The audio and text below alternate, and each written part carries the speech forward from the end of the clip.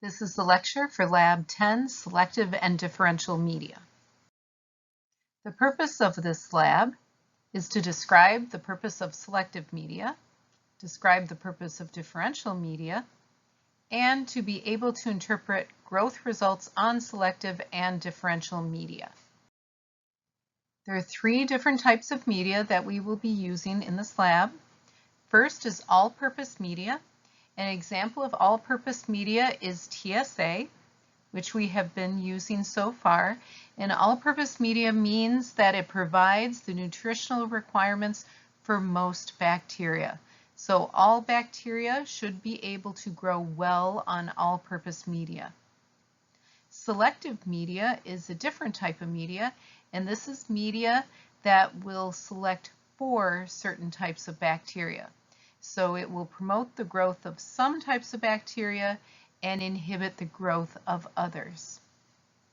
The last type of media is differential media, and differential media will change color or cause the bacterial growth to change color depending on the type of bacteria that is grown on it. This is an important table that we will be using in the lab, and on this table it lists the different types of media. So we will be using tryptic soy agar, that's TSA, PEA agar, phenylethanol agar, enriched blood agar, Columbia CNA agar, Mannitol salt agar, Levine EMB agar, and Hektoen Enteric agar. This table describes all the different components of the types of agar, and the important columns are the selective agents and the differential substrates. If an agar contains selective agents, it is a selective agar. And when looking at the different selective agents, it will list them, like in PEA agar, it lists alcohol, and then over here, it describes what organisms are selected for. So in the case of PEA agar, it says gram-positive bacteria. That means gram-positive bacteria should grow on the PEA agar, and gram-negatives should be inhibited. So conversely, Hektoen Enteric agar contains selective agents, bile salts, and if you look, that will select for gram-negative bacteria. So gram-negative bacteria should grow well on Hektoen Enteric agar, and gram-positives should be inhibited. Differential substrates.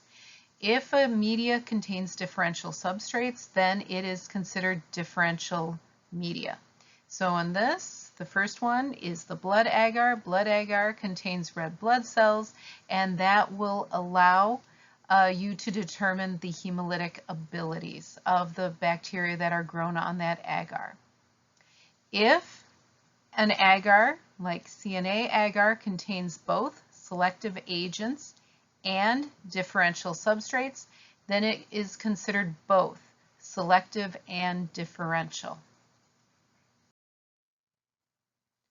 In the lab, it will give you a table of some observations and interpretations you can make for each type of media.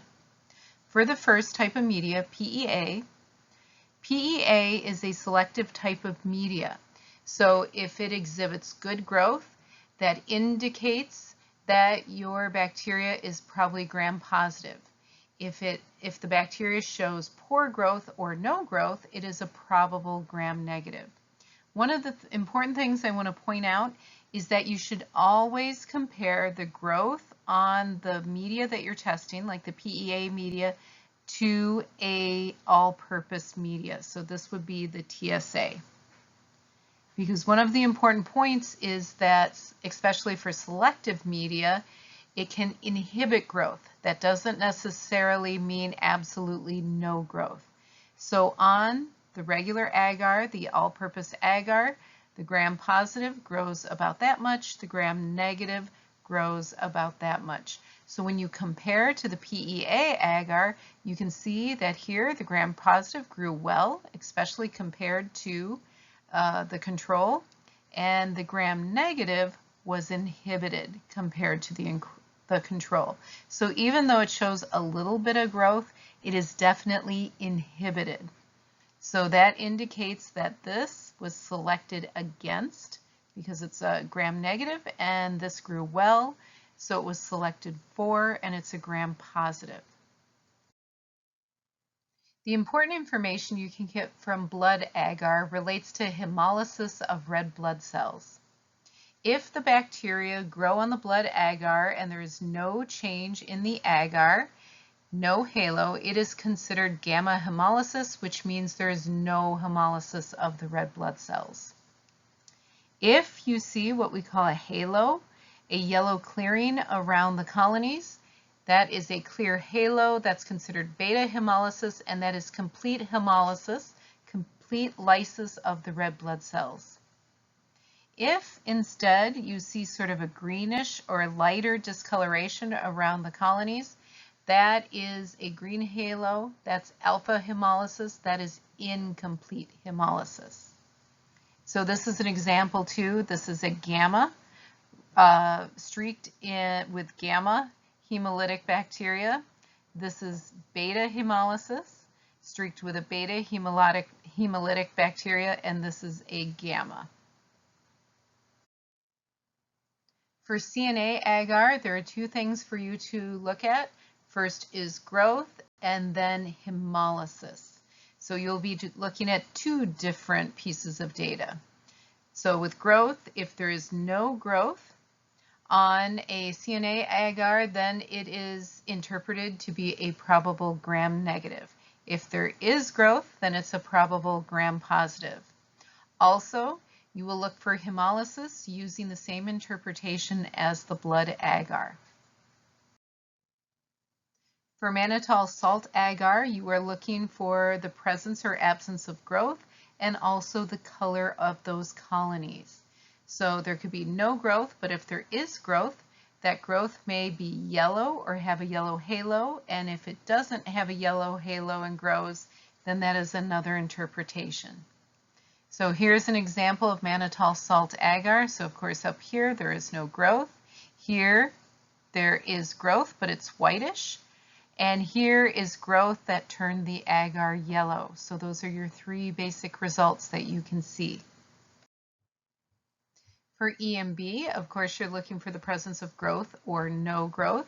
And with the growth, you have several different colors. The growth could be light pink to light purple, or the growth could be dark purple. And also there are times when it can have a metallic green sheen. So this is an example of EMB agar, and here the growth is a dark purple, and this is the metallic green sheen that you can see. Another example, this is pink growth, of course, that is pink growth, and this is white growth, and here again is that metallic green sheen. And often that metallic green sheen is indicative, is evidence of E. coli.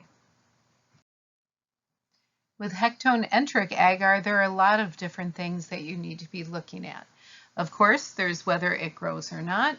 Then, if it does grow, you can have yellow growth with a pink halo. You can have yellow growth with no halo. You can have blue-green growth with no halo, or you can have a black precipitate black growth with no halo. So just some examples of what you could see. This is an example of yellow growth with a pink halo, and of course no growth here. And this is an example of the blue-green growth with no halo. And down here, these are black precipitate that has been formed in the colony.